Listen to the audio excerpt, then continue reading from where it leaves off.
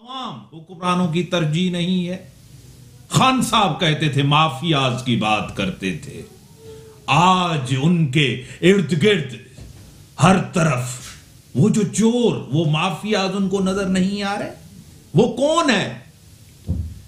कश्मीर का दिन हो भी वो माफियाज की बात करते हैं, कहते हैं कि मैं उनके साथ नहीं बैठूंगा। कश्मीर के दिन भी ये उनको दिन याद आता है जब उनसे पूछा जाता है कि चीनी के हवाले से, आटे के हवाले से जो आपने कहा था माफियाज की बात थी, और आपने एक कमेटी भी बनाई थी वाजिद जिया और FIA के तहत, उस कमेटी की रिपोर्ट का क्या हुआ? वो नाम आप एक्सपोज क्यों नहीं करेंगे? आप जरदारी साहब का नाम तो ले लेते हैं, आप नवाज शरीफ साहब का तो नाम ले लेते हैं, आप सबको कहते हैं कि मैं जेलों के अंदर डालूंगा, लेकिन आप उनका नाम क्यों नहीं लेते जिनको अब आपने अपनी कमेटियों से बाहर निकाला है, जिनको कहते हैं जहांगीर तरीन साहब, जो हर कमेटी में होते थे, जिनको ना अहल किया गया था, अब वो कमेटियों में नहीं है। क्यों? ये बहाना तो नहीं है कि उनको टारगेट किया जा रहा है। मुल्क के अंदर IG का मसला, फिर एक बैठक हुई है, फिर एक बात चली है मीडिया के अंदर, जो नाम सिंध गवर्नमेंट ने दिए थे कोई 48 घंटे के अंदर, उन्हीं में से कोई नाम अब IG होने जा रहा है मुल्क के अंदर। फिर एक चीज, चीफ जस्टिस साहब कराची के अंदर आए, उन्होंने कहा न वफाकी हुकूमत, न शहरी हुकूमत, न सूबाई हुकूमत कोई काम नहीं कर रही, और पीपल्स पार्टी की कयादत वो टफ टाइम हुकूमत को नहीं दे रही, महंगाई बेरोजगारी के ऊपर जो देना चाहिए। इसी को पर अपने स्टूडियो में दावत दी है मोहतरम जनाब सीनियर रहनुमा निसार अहमद खोड़ो साहब, जो सीनियर रहनुमा है, प्रेसिडेंट हैं सिंध के पाकिस्तान पीपल्स पार्टी के, वर्क्स एंड सर्विसेज की उनके पास मिनिस्ट्री है, स्पीकर भी रह चुके हैं, सीनियर मिनिस्ट्री भी रह चुके हैं, और सीनियर सियासतदान भी। सर मैं आपको वेलकम करता हूं अपने प्रोग्राम में। मेहरबानी सर, मुल्क के अंदर महंगाई बेरोजगारी अपने उरूज के ऊपर है, क्या देख रहे हैं आप? किस तरह 17 महीने आपके सामने इस हुकूमत को क्या कहेंगे?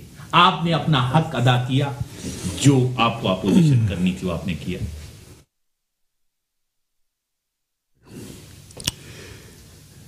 यूटर्न खान ने कहा था कि ब्यूरोक्रेसी कोऑपरेट नहीं कर रही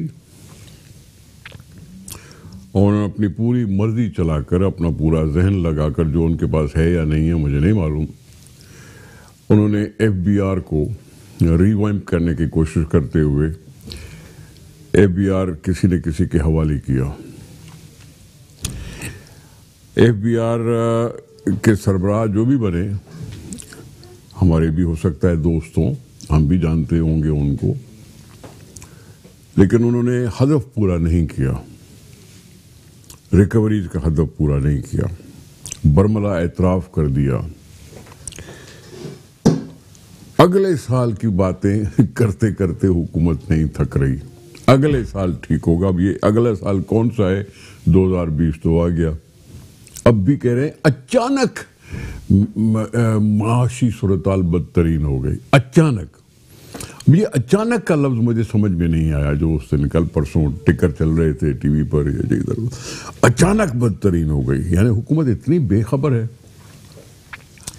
कि अचानक हो जाता है, अचानक डॉलर महंगा हो जाता है, अचानक चीनी महंगी हो जाती है, अचानक आटा महंगा हो जाता है, और हुकूमत को पता नहीं चलता। अचानक हो गया जी, अब क्या करें हम? मिन्नत समाजत करें IMF से? IMF करेगी कि तुम तो फलां फलां फलां चीज कहते थे और अब आके ये कह रहे हो। उनके पास है इलाज उसका। गरीब आवाम, पाकिस्तान का आवाम, जो गाड़ी रखता है वो भरे जुर्माना, जो बस पे चढ़ता है वो भरे ज्यादा किराया, जो खाना खाने की सोचता है वो सब्जियां महंगी खरीदे, क्योंकि तेल की रकम को बढ़ाने में तो उनको कोई तामुल ही नहीं होता, उनको कोई देरी नहीं लगती। बिजली गैस अपनी जगह पे बढ़ती जा रही है, उनकी मस्ती है, हुकूमत की मस्ती है, बहरान पैदा करके और गैस की कीमत बढ़ाएं। लोड शेडिंग करके और बिजली की कीमत बढ़ाए। हुकूमत एक्सप्लेनेशन नहीं दे पा रही, हुकूमत कुछ कर नहीं पा रही, अवाम से कमाना चाहती है।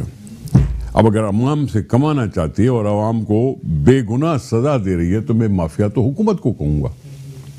माफिया तो हुकूमत के तौर पे मतलब एक्ट कर रही है, जिसमें माफिया की क्या बात करेंगे। उनको पता नहीं है कि ये शुगर केन का बड़ा बंदा कौन है।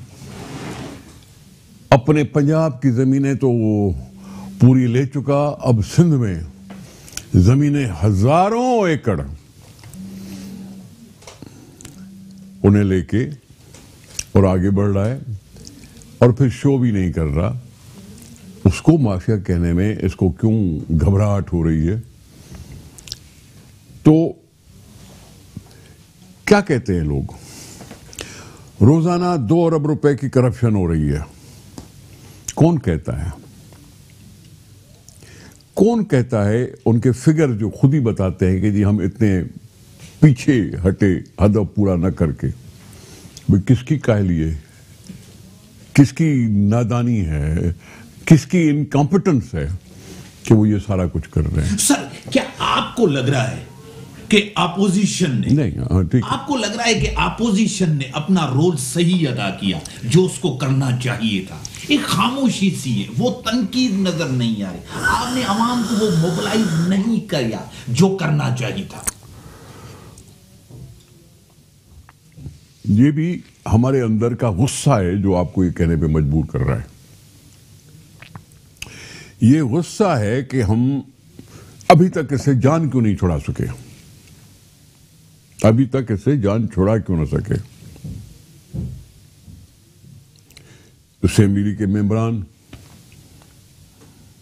कभी कभी ये फुलझड़ियां निकलती हैं कि जी कहीं ग्रुप बन गया, कहीं कुछ बन गया, कहीं कुछ बन गया,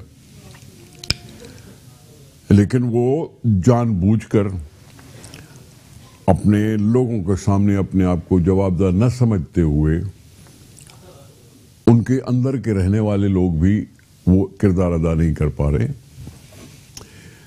रही बात अपोजिशन की, अपोजिशन ने कुछ मिलजुल कर जब कुछ करना चाहा तो किसी ने कहा कि बहुत जल्दी है, अभी ना करो। आपको याद होना चाहिए कि किसी ने रोक दिया था कि अभी जल्दी नहीं करो, अभी उसको खराब होने दो। अब ये लफ्ज बहुत बुरा था। अगर वो पीएमएलएन ने कहा तो भी उन्होंने गलत कहा था कि जी बुरा होने दो, यानी मतलब कि अगर अवाम के ऊपर तकलीफ हो तो भले आने दो, बुरा ये बनेगा फिर उसमें हम कहेंगे। ये गलत था। इकट्ठे होके चलने की थोड़ी बहुत कोशिश हुई, इकट्ठे होके थोड़ी बहुत चलने की कोशिश हुई, उसका अवामी मुजाहरा भी हुआ। इस्लामाबाद में कोई कम लोग नहीं थे और वो भी फिर किसी नतीजे के बगैर टल गया मामला। फिर उसी इत्तेहाद में से कुछ लोगों का मौक़िफ़ कुछ चीजों पर अलग अलग हो गया।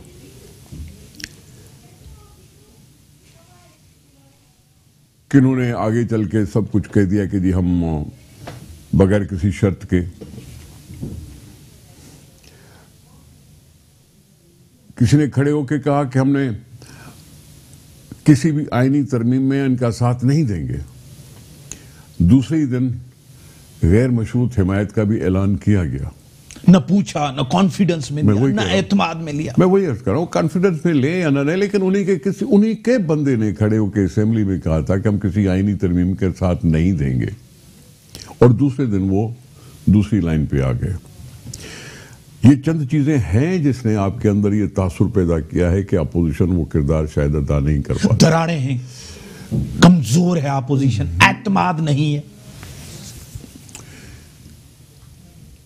एतमाद की बात भी नहीं है, दराड़े भी क्यों कहूं मैं, मौलाना फजल रहमान साहब ने कहा है, मैं कराची से एक और प्रोग्राम करने जा रहा हूं, न नून लीग को न पीपल्स पार्टी को इसमें दावत दूंगा।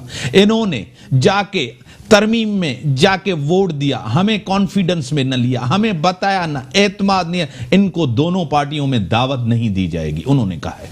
कह सकते हैं, उन्होंने तो खुद से फिर वो ये भी कहा है कि हमने अलग से एक अलायंस बनाया है जिसमें कुछ और जमातें उनके साथ मिलके और आगे बढ़ रही हैं। कभी वो एमएमए के सरबराह बन जाते हैं, कभी कुछ और जमातों के साथ मिलकर अपने आप को कुछ न कुछ कहने की कोशिश करते हैं। आपका अगर इशारा पीपुल्स पार्टी की तरफ है, पीपुल्स पार्टी उस वक्त की नजाकत की वजह से इतना जरूर उन्होंने किया कि ये चीज पार्लियामेंट में ले आए, किसी ऑर्डिनेंस को नहीं माना। जो ऑर्डिनेंस फैक्ट्री बन रही थी ये हुकूमत, उस ऑर्डिनेंस फैक्ट्री से सामने तो उन्होंने इनकार कर दिया। असेंबली में कोई कानून आता है, कानून के पास करने में वोट आते हैं और वोट के वक्त फैसला होता है कि इसमें तरमीम भी हो या न हो और वोट हो या न हो, और गैर हाजिर रहकर क्या वो सारी कुछ चीजें हासिल हो सकती हैं या नहीं हो सकती। फिर इज्तिमाई फैसला होता है, इज्तिमाई फैसले पर वोट दिया गया। ये वोट था तरीकेकार पर। मैं माजरत के साथ थोड़ा सा खुल के बात करना चाहता हूं कि आपकी कोई कंफ्यूजन न रहे। किसी भी जमात ने आर्मी चीफ के एक्सटेंशन पर एतराज नहीं किया था, क्योंकि पहले भी होते रहे हैं एक्सटेंशन, सिविलियन हुकूमत में भी हुए हैं। मिलिट्री वाले तो खुद अपने आप को एक्सटेंशन दे देते थे अपने दौर में, या वो तो हिसाब किताब भी नहीं देते थे, लेकिन सिविलियन हुकूमत में भी एक्सटेंशन हुए हैं, इस्तीफे भी दिए गए हैं, सब कुछ हुआ है। लेकिन पार्लियामेंट में ले आने वाली बात का एक तासुर सा कायम होता है कि कम से कम पार्लियामेंट में सिविलियन सुप्रीमेसी का एक तासुर सा जरूर बैठा कि आना पड़ा उस कानून को उधर, जाना पड़ा स्टैंडिंग कमेटी में, स्टैंडिंग कमेटी से वापस हाउस में आना पड़ा, वहां बातचीत हुई या नहीं हुई, लेकिन आया सही। लेकिन जल्दी में हुआ, लेकिन ये क्रेडिट सुप्रीम कोर्ट को जाता है। नहीं, एक सेकंड, मैं सुप्रीम ब्रेक के बाद आऊं नाज़रीन, ब्रेक का टाइम हो गया। ब्रेक के बाद निसार अहमद खोड़ो साहब मेरे साथ स्टूडियो में हैं, ब्रेक के बाद आता हूं।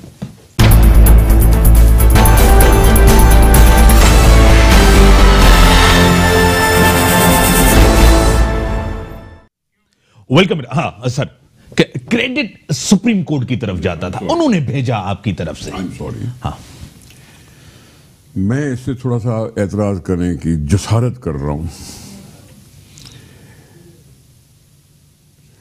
जब कोर्ट ने कहा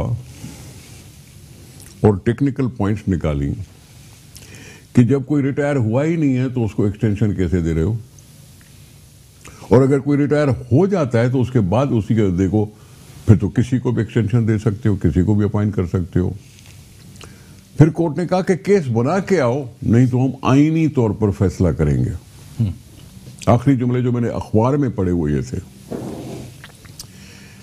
अब जब कोर्ट ने खुद नोटिस ले लिया, एप्लीकेशन आई उनके पास, सुओ मोटो नहीं लिया, एड्रेस करते हुए वो अपना फैसला सुनाने के वक्त पूरी तरह से मजाज थे कि प्राइम मिनिस्टर को कंटेम्प्ट ऑफ कोर्ट में डिस्क्वालीफाई कर सकते हैं, प्राइम मिनिस्टर को करप्शन के केस में सजा देकर उसको जेल में भेज सकते हैं। मतलब यूसुफ रजा को contempt of court, Nawaz Sharif को करप्शन में भेज सकते हैं। तो फिर इसी गैर कानूनी नोटिफिकेशन को भी रद्द करके अनाउंस तो कर सकते थे ना। हाँ, किसी ने नहीं रोका था, सबने कहा था सुप्रीम कोर्ट के पास आ गया है फैसला, वो कर लेगी फैसला। मैं अगर ये कहूं कि सुप्रीम कोर्ट साहब ने पार्लियामेंट में भेजा, ऐसा फैसला वो खुद भी कर सकती थी। अब सुप्रीम कोर्ट की एक्सटेंशन पर आर्मी चीफ चला, हुकूमत कहां गई? हुकूमत कहां गई? डिफेंड नहीं कर पाई। हुकूमत डिफेंड नहीं कर पा रही। हुकूमत डिफेंड करना पाए या ना पाए, मैं कह रहा हूं सुप्रीम कोर्ट बैठ के आर्मी के चीफ को एक्सटेंशन देती है 6 महीने की। हाँ। जबकि अख्तियार हुकूमत का था। हाँ। प्राइम मिनिस्टर का था। और 6 महीने में ये चीज करके आओ और गवर्नमेंट भी मान के आई, तस्लीम करके आई। सर ये इस पे मैं कर सकता हूं। हाँ, इस पे आप एतराज कर सकते हैं। किस कानून के तहत? किस कानून के तहत? सही कह रहे हैं। किस कानून के तहत एक्सटेंशन? लोगों ने ये कहा जो आप बात कह रहे हैं, यही बात लोगों ने टेकअप भी की कि किस कानून के तहत। भाई वही ना, जब प्राइम मिनिस्टर को है कि जी लिखेगा, एडवाइज करेगा प्रेसिडेंट को, ये है कानून, ये है आईनी पोजीशन, वहां कहीं सुप्रीम कोर्ट का है कोई? ठीक सर, ये चीज आगे थोड़ा सा क्यों इसको रोक रहे हो मुझे? ना रोके। ठीक है, पार्लियामेंट की तरफ से में कहीं नहीं लिखा हुआ कि सुप्रीम कोर्ट एक्सटेंशन दे सकती है, नहीं दे सकती। हाँ, सही करे, वो खुद फैसला कर सकती थी। ठीक है सर, ये आपने एक चीज की, पार्लियामेंट ने एक चीज की, आप लोगों ने किया, सब कुछ एक चीज। सर आगे बढ़ते हैं, आगे बढ़ते सर। एक ये वाहिद गवर्नमेंट है, 17 महीने आपके सामने, महंगाई, बेरोजगारी, सियासी सूरत हाल, सब इत्तेहादी नाराज हैं, अपने आप को स्वतंत्र समझ रहे हैं, सब इत्तेहादी आपके सामने। ये मौका ऐसा है, एक बयानिया पीपल्स पार्टी क्यों नहीं बना पा रही कि इस गवर्नमेंट को, बिलावल साहब आप कह रहे थे इस गवर्नमेंट को घर जाना चाहिए, बस इस गवर्नमेंट को आप घर भेजेंगे, वो खामोशी क्यों अख्तियार की आप लोगों ने? आप करें, इन हाउस तब्दीली लाएं, कोई ऐसी चीज करें जिससे गवर्नमेंट से जान छुड़ाएं। आईनी तरीका तो अख्तियार कर सकते हैं ना कोई, ये नहीं है कि आपने पहले कहा था मौलाना फजल रहमान हम गैर जमहूरी तरीका नहीं करेंगे कि हुकूमत को गिरा दें, घर भेजें, वो नहीं, आईनी तरीका तो अख्तियार कर सकते हैं। आईनी तरीका है। हाँ, आईनी तरीका बिल्कुल है। वो आईनी तरीका हर जमहूरी मुल्क में होता है। No confidence. नो कॉन्फिडेंस होता तब है कि जब उस मेजॉरिटी में कुछ दरारें पड़े, और दरारें पड़ने वाली सूरत हाल अभी तक उतनी हद तक पहुंची नहीं। सर आप इस हुकूमत को बचा रहे हैं। हाँ? इस हुकूमत को आप बचा रहे हैं? नहीं। आप इस हुकूमत को चलने दे रहे हैं? नहीं। जमानतों के बाद आपने खामोशी अख्तियार की? नहीं, कोई जमानत की बात नहीं है। हमने क्या ये नहीं कहा एमक्यूएम से इख्तलाफ है? हमें है इख्तलाफ, उनको हमसे भी इख्तलाफ रहा है उनको इख्तलाफ। फिर भी हमने एक जंप तो मारा, उनके ज़हन में कोई बात तो डाली। सर ये तरीका है किसी को अपने पास लाने का? किसी जलसे में बात की जाए और किसी के पास कोई बंदा भेजा जाए। आपने एमक्यूएम को हमेशा जिस तरह दावत दी है, जिस तरह लाया है, वो तरीका और ये तरीका आप खुद। मैं गुजारिश कर लूं जनाब। हाँ। एमक्यूएम के इस नए हेडक्वार्टर पर मुख्तलिफ मौके पे हम गए हैं। हाँ, गए। सेनेट के वोट के लिए गए होंगे, डिप्टी चेयरमैन और चेयरमैन के लिए गए होंगे। इसी तरह से हम जहां गए हैं, लेकिन एमक्यूएम ने हमारे साथ आने से इनकार किया है। हो सकता है ये सोचकर हमने पब्लिकली कहा है इसमें कोई वो छांगा मांगा लगाने वाली बात भी हमने नहीं की। हमने पब्लिकली कहा कि खुले दिल से जैसे कहते हैं, खुले दिल से जैसे करते हैं, वो भी तो खुले दिल से हम पर क्रिटिसाइज करते हैं ना। हम भी तो खुले दिल से उनके ऊपर क्रिटिसाइज करते हैं ना। हमारा है इख्तलाफ, सिंध को तोड़ने वाली बात पर हमारा इख्तलाफ रहेगा, लेकिन हमने खुल के कहा ना, अवाम के सामने कोई साजिश नहीं की ना, और कहा कि भाई अगर तुम इकट्ठे मिलके चल सकते हो तो हम साथ मिलकर चल सकते हैं, और हो सकता है सिंध का केस हम बेहतर तौर पर ले जाए। सर आप इतना ही शेयर देंगे जितना शेयर तहरीक इंसाफ ने दिया है सिंध के अंदर, सिंध गवर्नमेंट में, सूबाई हुकूमत में, उतने ही वुज़रा, उतना ही पावर। सर हमने चेयरमैन साहब का तकरीर तो आपने भी सुनी, हमने भी सुनी, हम थे वहां। आज भी हम थे वहां। आज भी आप यही ऑफर करते हैं सर, क्योंकि आप प्रेसिडेंट भी हैं सर। मैं अर्ज कर रहा हूं पीपल्स पार्टी के, मैं अर्ज कर रहा हूं कि हम अभी उनको देख रहे हैं। उन्होंने इस्तीफा दिया वजारत से, फरोग नसीम से उन्होंने अभी तक इस्तीफा लिया नहीं। सर फरोग नसीम उनका मिनिस्टर है ही नहीं सर जी। अब वो सेनेटर किसकी टिकट पे हुआ था? सेनेटर उनका है, मिनिस्टर उनका नहीं। नहीं, गलत बात। सर उन्होंने कहा है भाई, जो कहा है गलत कहा है। हाँ, टिकट किसकी थी? टिकट उनके पे है, ठीक है। हाँ, मिनिस्टर। अब जब टिकट उनकी थी तो मुझे पता है कि जब हम स्पीकर था, मैं किसी एमपीए से वो इस्तीफा लेकर मेरे पास आते थे कि ये यूं इसका इनडिसिप्लिन है, हम इसका इस तरह से इस्तीफा ले रहे हैं। स्टैंडिंग कमेटी से इस्तीफा लेना हुआ, आ गए और उन्होंने दिया इस्तीफा, हमने कबूल कर लिया। तो फिर शोकाज नोटिस फरोग नसीम को क्यों नहीं निकाला? एएनपी भी तो करती है, दूसरी पार्टियां भी तो करती हैं वोट न देने पर। तो फिर एमक्यूएम से सवाल मेरा तो बनता है ना। हाँ, सवाल तो बनता है कि आप शोकाज क्यों नहीं निकालते? आपने सिर्फ ये कह दिया कि फरोग नसीम हमारा नहीं है, तो फिर आपने टिकट क्यों दिया था? अगर आपने टिकट दिया था, रेफरेंस क्यों नहीं भेजते? अभी तो खुला आप इतराफ भी कर रहे हैं कि ये वो वजीर बना हुआ है, हम वजीर आज छोड़ रहे हैं और वो वजीर बन रहा है और आप उसको शोकाज नहीं दे रहे। सही नाम मैंने भले उसका फरोग तकसीम रखा हो, लेकिन अब तो एमक्यूएम वाले अपने आप को तकसीम कर रहे हैं ना। तो मेरा सवाल बनता है कि भाई, अगर वो तुम्हारा वजीर नहीं कहलाता तो तुम्हारा सेनेटर तो है ना। ठीक है सर, ऑफर वही बरकरार है, पहली बारी बिलावल साहब वाली। हमने विड्रॉ नहीं की, विथड्रॉ नहीं की, ऑफर वही बरकरार। ठीक है सर, चीफ जस्टिस साहब यहां 2-3 दिन कराची में थे, उन्होंने कहा है कि शहर का जो हशर किया है, सरजनिश की सिंध हुकूमत की और मेयर कराची की, आज कराची का जो शहर का हशर है, जिम्मेदार एमक्यूएम और पीपल्स पार्टी है। जिम्मेदारी पीपल्स पार्टी की और एमक्यूएम की है कि वो कराची को बेहतर करें। पीटीआई लूज कर चुकी। पीटीआई की सीटें कराची में एमक्यूएम से ज्यादा हैं। हाँ, मेजॉरिटी उनके पास है। ठीक है, लेकिन पीटीआई एक लफ्ज नहीं बोलती, एमक्यूएम बोलती है, पीपल्स पार्टी बोलती है, चाहे उसकी बहुत कम सीटें हैं। लेकिन ओन भी तो करें ना सर। एक सेकंड सर, 12 साल से सर जी, बात ऐसे फेंको नहीं। नहीं सर, 12 साल से। एक सेकंड, एक सर, आप फेंके नहीं। हाँ, आप फेंके नहीं। मैं सर चीफ जस्टिस साहब की बात कर रहा हूं। मैं भी चीफ जस्टिस का सामने हाथ अदब से बांध के कहूंगा कि सर आप देख लो, 1988 या 1993 से उठाओ ये किताबें उठाओ, कागजात उठाओ, स्कीमें उठाओ। भूलना नहीं चाहिए हमें, जब हमने 1993 में कराची पैकेज के नाम पर कराची को ओन करने की कोशिश की और यहां इंफ्रास्ट्रक्चर डेवलपमेंट की पता नहीं कितनी स्कीमें तैयार हुई, आईपीपीज का सिलसिला चला। मुल्क के लिए था वो आईपीपीज, कराची के लिए, इंफ्रास्ट्रक्चर के लिए। उठा के देख लो हर एक चीज के कब शुरू हुआ। मैं गिनाऊं तो लियारी एक्सप्रेसवे 93 से पहले नहीं था, नॉर्दर्न बाईपास पहले नहीं था, ये ब्रिजेस पहले नहीं थे। ये 93 से शुरू हुआ था मसला। 93 to 96 में इन गुनाहगार हाथों ने कहीं बकरे ज़बा किए कि जी स्टार्ट कर लेते हैं ब्रिज, कहीं कुछ हुआ, कहीं ओपनिंग की, कहीं कुछ हुआ।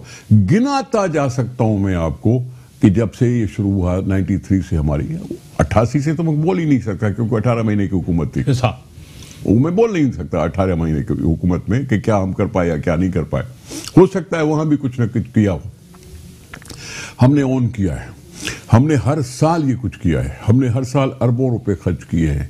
हम अरबों रुपए खर्च करते करते कभी कभी मुंह से निकल जाता है कि भाई बाकी मानदा सिंध में, बाकी मानदा सिंध में भी तो कुछ लोगों के ख्वाब होंगे, कुछ लोगों की ख्वाहिशें होंगी। चीफ जस्टिस साहब करेंगे, सारे पैसे जेब में गए हैं। सर जी, आर्टिकल 6 की उन्होंने बात की है, उन्होंने आइन के आर्टिकल 140A की बात की है कि कहां बल्दियाती निजाम है। मैं बात रद्द करता हूं चीफ जस्टिस। एक मिनट सर, बल्दियाती निजाम जनरल मुशर्रफ के जमाने में वफाक के पास था। जब उसने कह दिया कि मैं ये निजाम दे रहा हूं, इसमें कोई असेंबली, कोई कामा या कोई फुल स्टॉप भी चेंज नहीं कर सकती, 109 साल तक कोई टच नहीं कर सकता, ये मुशर्रफ ने कहा था। उसके बाद अगर सूबाई खुद मुख्तियारी आ गई, 18वीं तरमीम हो गई जिसमें ये बल्दियाती निज़ाम जो है वो सूबों के हवाले हुआ, तो कहीं किसी सूबे में इलेक्शंस ही नहीं हुए, कानून भी नहीं बना पड़ा, कहीं कानून भी बन गया। कानून एक बना, कानून को हमने चेंज भी किया। उस कानून पर आखिर में कोर्ट भी चुप रही, क्योंकि उन्होंने अख्तियार मान लिया सूबों का कि हाँ ये अख्तियार सूबों का है, और असेंबली अगर कोई कानून बनाती है तो उस पर अमल किया जाना चाहिए। जो आखिरी कानून लागू है वो किसी ने सुप्रीम कोर्ट में या किसी हाई कोर्ट में जरूर कंटेस्ट किया होगा। सही।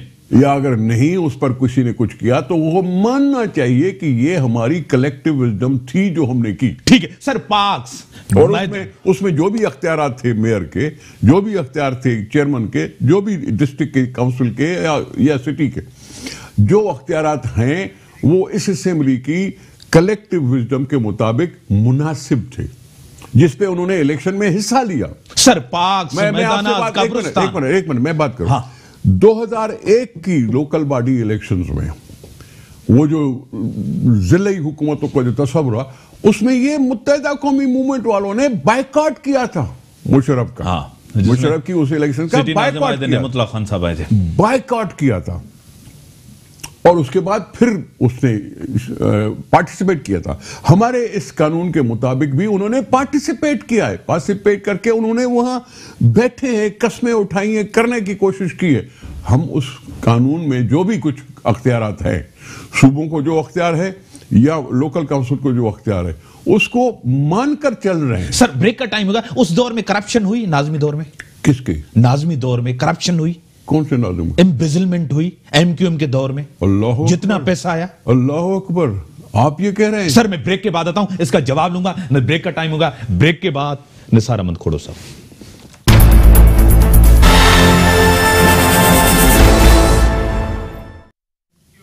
Welcome sir. आप नाज़मी के दौर में बहुत करप्शन हुई, जिस तरह आपने कहा। नाज़मी के दौर के बाद आप एमक्यूएम के साथ रहे, आपने उस दौर को ऑडिट क्यों नहीं करवाया? अगर करप्शन हुई तो ऑडिट करवाते थे। हाँ। क्यों कंप्रोमाइज किया, क्यों सौदेबाजी की? सर जी कोई सौदेबाजी नहीं। मैंने ये कहा, ये अक्सर ये बातें होती रही कि मुशर्रफ के जमाने में एमक्यूएम ने फ्लोर पे खड़े होकर ये कहा कि हम अब ऐसी हुकूमत बनाएंगे जो वफाक में भी हमारी होगी, सूबे में भी हमारी होगी, लोकल बॉडी में भी हमारी होगी। 2005 की इलेक्शन के बारे में, ठीक है। और फिर मुशर्रफ साहब की आशीर्वाद तो थी, और मुशर्रफ साहब तो एक फोन के इंतजार में होते थे कि जब कहेंगे मैं आ जाऊंगा, अपनी शक्ल दिखाऊंगा किसी अंडरग्राउंड बाईपास पे और फलां पे और फलां पे। अरबों रुपए की बातें की गई। किसी ने कहा 300 अरब रुपए। मैं नहीं मानता 300 अरब होंगे। किसी भी स्कीम में टेंडर हुआ, लो बिड की बात हुई, कहीं इख्तियार छपा, टर्न की प्रोजेक्ट के तौर पर दिया गया क्योंकि उनसे कोई पूछने वाला नहीं था। पता नहीं कितनी दफा असेंबली में खड़े होकर बात की कि भाई ऑडिट रिपोर्ट तो पेश करो, अपने आप की कारकर्दगी को सफाई तो करो। जवाब कोई नहीं आया। उस वक्त जो अब आके ऑडिटर जनरल साहब बैठ के बातें करते हैं पाकिस्तान के लिए और सूबे के लिए कि जी इतनी करप्शन हुई, जिसके लिए कुछ मेंबरान एक मोटी किताब खड़े होकर कहते ऑडिट ने ये कहा। उस ऑडिट की किताबें आप भी पढ़ सकते हैं, ठीक है, उसमें भी उनका कोई ना कोई जिक्र होगा। है तो सही। आप चुप क्यों रहे?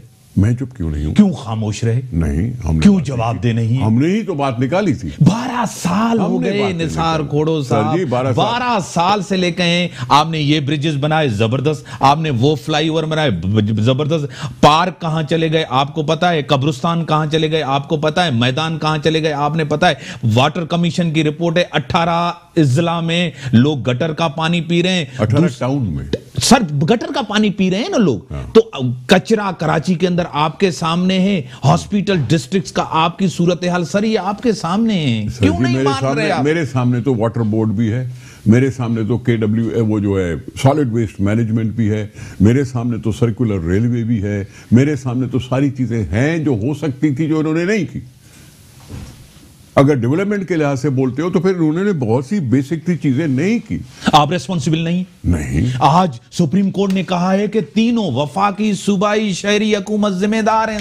सर जी सुप्रीम कोर्ट ने कह दिया ना, उनका तो एक ऑब्जर्वेशन है। आप नहीं मानते?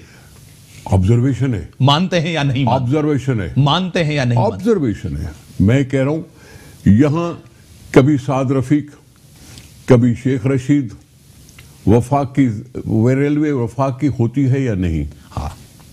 हमने बनाया प्रोजेक्ट, हमने बाकायदा जमीन किसी और जगह पे ली, मली डेवलपमेंट अथॉरिटी की तरफ, जहां उनके लिए जमीनें रखी गई कि जी इन सब की हटा के उनको बसाएंगे उधर। जापान आया इसमें, जायका वाले आए, जायका वाले चले गए क्योंकि कुछ लोगों ने यहां से इंक्रोचमेंट हटाने दी नहीं। याद नहीं है आपको? हाँ। क्यों याद नहीं है? हमने किया, हमने ऑल्टरनेट जगह दी। जापान वालों से एग्रीमेंट किया था कि इनको यहां से हटाओगे, इनको वहां घर भी बना के देंगे और पैसे भी देंगे। जायका ने तो यहां तक भी कहा। ठीक है सर, जबरदस्त आपने बात की। दूसरी चीज सबसे बड़ी इंपॉर्टेंट, आईजी का मसला सर। दर्द सर बना हुआ है, ये क्या मसला हल होगा? आईजी का मसला इतने दिनों से दूसरों सूबों में जल्दी 24 घंटे में आईजी तब्दील, आपके यहां मसला तब्दीली नहीं हो रहा। अना का मसला बनाया हुआ है गवर्नमेंट ने, आपने, वफाकी हुकूमत। अब ये तो मुसीबत ये हुई कि ये छोटे सूबों वाला किस्सा भी नहीं है। ये छोटे सूबों वाला किस्सा भी नहीं है, क्योंकि एक छोटे से सूबे में 3 दफा आईजी चेंज हुआ है, KPK, जहां मिसाली हुकूमत कायम है। BRT का किस्सा अभी तक चल रहा है। स्टे है दोनों। स्टे आ गया है उसके ऊपर, उसके ऊपर तहकीकात भी नहीं हो सकता। स्टे आ गया है, पता नहीं स्टे आया, स्टे ऑर्डर आया, सस्पेंशन हुआ नहीं हुआ मुझे नहीं मालूम। BRT सुनते जरूर है। वहां 3 आईजी बगैर चूं चां करे चेंज हो सकते हैं। पंजाब में 6 आईजी चेंज हो सकते हैं। 5 या 6 बात एक ही है। 5 या 6 बात एक ही है। सही, ठीक है जी। हमने भाई प्रोसेस उठाया, हमने कोई अपने तरीके से जो प्रोसीजर है वो उठाया, लेकिन हमारे ऊपर, लेकिन प्रॉब्लम ये है कि हमारे पास जो हमारी मुखालिफ जमातें हैं वो भी बुग़्ज़े माविया में काम करती हैं। खुद ही खड़े होके कहते हैं असेंबली में कि जी स्ट्रीट क्राइम बढ़ाए, फलां बढ़ाए, फलां बढ़ाए। उसका अगर नोटिस लेके अगर कोई हम एक्शन लेते तो कहते हैं जी इससे ज्यादा कोई अच्छा आईजी है नहीं। यही बात हुई एडी ख्वाजा के जमाने में। यही सारी चीजें होती थी। एडी ख्वाजा साहब के होते हुए भी हमें रेंजर इस्तेमाल करने पड़े ना। अभी इसके आईजी के टाइम पर भी तो हमने रेंजर विथड्रॉ तो नहीं किए ना, उनको अभी भी अख्तियारात है ना। तो फिर पुलिस अपनी कॉम्पिटेंस कैसे दिखा रही है? हम शाबाशी देते हैं, हम इनकरेज करते रहे पुलिस को, हम इनकरेज करते रहे कि आप टेक ओवर करो इस चीज को, हमें रेंजर्स की जरूरत न पड़े, हम अपनी लॉ एंड ऑर्डर को इतना कंट्रोल कर सकें कि हम कह सकें कि भाई रेंजर्स की अब जरूरत नहीं रही। लेकिन सूरताल वहां तक नहीं पहुंची। अगवा अगर हूं तो भी हम चुप करके बैठ जाएं, क्योंकि अपोजिशन वाले कह रहे हैं कि जी इस आईजी से ज्यादा कोई हो नहीं सकता बेहतर। आपको अपने सूबे में खुद करो जहां तुम्हारी हुकूमत है, दूसरा कोई करे जहां तुम्हारी हुकूमत नहीं है। इस आईजी के पीछे आपको लग रहा है कि पीटिया है कि कदम बढ़ाओ आईजी साहब, हम आपके पीछे हैं? मुझे नहीं मालूम पीटीआई और पुलिस की इतनी चमचागिरी में लगेगी। आपको लग रहा है कि नेक्सस है, जोड़ तोड़ है? अब अगर उन्होंने नारा ये उठा रखा है तो फिर उनका खुदा हाफिज। सर क्या कोई भी आईजी आता है, सिंध में मसाइल क्यों होते हैं? हर हमेशा आईडी ख्वाजा आए भी यहां कन्फ्रंटेशन। सिंध में मसाइल बहुत से, यहां आईडीपीज भी हैं, यहां नॉन पाकिस्तानीज भी हैं, यहां इन्फ्लक्स ऑफ पॉपुलेशन मुल्क के अंदर का भी है। सर ये ट्रांसफर पोस्टिंग पे आईजी और चीफ मिनिस्टर, ट्रांसफर पोस्टिंग पे चीफ मिनिस्टर और आईजी, कुछ नहीं होता। ट्रांसफर पोस्टिंग से कुछ नहीं होता। यहां के मसाइल पे बात करो, मसाइल पे बात करो कि जब प्राइम मिनिस्टर साहब आना के कहते हैं कि जी फलां को भी शनाख्ती कार्ड दे दो। आप जानते हैं, मेरे से ज्यादा जानते हैं, मैं पता सबको है। वो मसाइल अपनी जगह पे,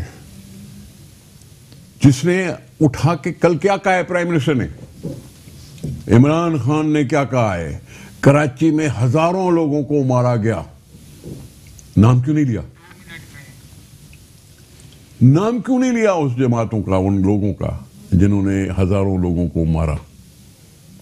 अगर बोलना है ना, बेबाक होके बोल सकता है, बोल रहा है कि जी मैं बेबाक हूं और सर पे कफन बंधा हुआ है, मुझे किसी बला से टकरा दो, तो बला का नाम तो ले सर। वो तो कहता है भाई इनसे ज्यादा नफीस लोग नहीं है। सर आखिरी सवाल, इमरान खान की पार्टी के अंदर ये शुगर का मसला, वो माफियाज हैं? मैं आपसे सवाल करता हूं, माफियाज हैं जो ये आटे और शुगर का माफियाज हैं पीटीआई के अंदर? ये जो फैसला, आटा मुझे बताएं, पंजाब में 40 लाख टन गंदुम पड़ी हुई थी। हाँ सर। सिंध में 8 लाख टन थी। जरूरत हमें 8 लाख टन की होती है या 9 लाख टन की होती है। मार्केट भरा पड़ा था क्योंकि एक्सपोर्ट वाले मुल्क बन गए थे हम। सर माफिया था। एक सेकंड सर, अब आपने अगर कहा, कल परसों एक अखबार में था जी कि जी फूड सिक्योरिटी वालों ने कहा कि जी आटा और सूजी और फलां चीजें नहीं भेजी जा सकती किधर, फिर उसका तरदीद भी कर देते थे आप, क्लैरिफिकेशन भी कर देते थे आप। यहां से गंदुम एक्सपोर्ट के नाम पर किसी और सूबे से निकल के हमसाये मुल्क में जाती है आटा बनकर। क्या आपको पता नहीं है? पता है। 40 लाख टन होने के बावजूद तुम कहते हो कि अब हम गंदम अभी इंपोर्ट करेंगे, फिर हमारे यहां किसानों का क्या होगा? हाँ, फसल जो आ रही है, जो किसानों की फसल आएगी उसकी कीमत गिरेगी कि नहीं गिरेगी? हाँ। महंगाई वैसे है, और कल को फसल की भी अगर हमें वो नई रकम मिलेगी तो क्या करेंगे हम? सही बात करें, माफियाज हैं गवर्नमेंट के। जो सबसे बड़ा है, जो सारी सिंध की जमीनें लेके और यहां से शुगर केन लेके जाता है और चीनी बनाता है, उससे पूछो तो सही। क्या पीपल्स पार्टी में माफियाज नहीं है? कौन सी माफियाज की बात? क्या गुनाह है कि पीपल्स पार्टी के कुछ लोग अगर इंडस्ट्रियलिज्म की तरफ आते हैं तो क्या गुनाह है? बड़ी मेहरबानी सर, बड़ी मेहरबानी। मुल्क के अंदर महंगाई, बेरोजगारी अपने मुरूज पे है, हुकूमत की जिम्मेदारी है, लेकिन कारकर्दगी आपके सामने जिस तरह की है, 17 महीने आवाम की चीखें निकाल दी इस गवर्नमेंट के। इसी के साथ दीजिए इजाजत, अल्लाह हाफिज।